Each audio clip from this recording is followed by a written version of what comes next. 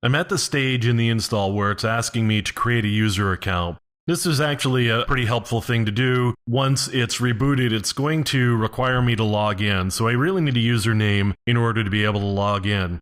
Now, by default, Unix and Linux have what we call a super user account, and that's called root.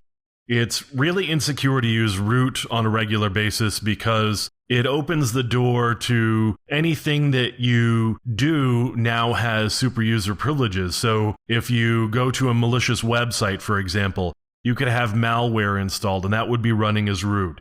Or you could have a piece of software that you're using that has a vulnerability in it.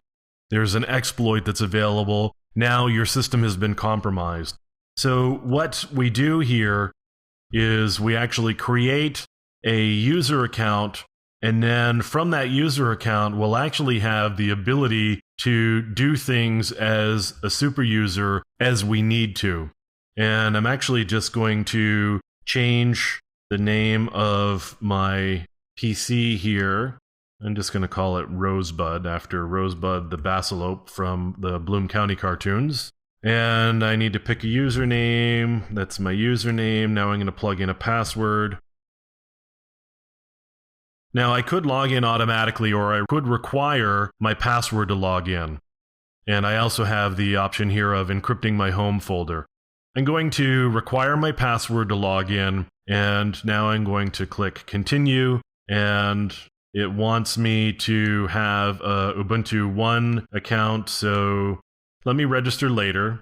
And at this point, it's going to go off and do the install. You can see we're installing the system, and I'm a little busy right now, but based on my cursor, I could click on that and see what it's actually doing, which is in really small print, so it's not going to be particularly helpful. But it's going to go off now. It's going to do the installation. It's going to put all of the software that it considers to be a base installation on my system, and then it's going to go and reboot, and we'll have a system that's actually ready for use.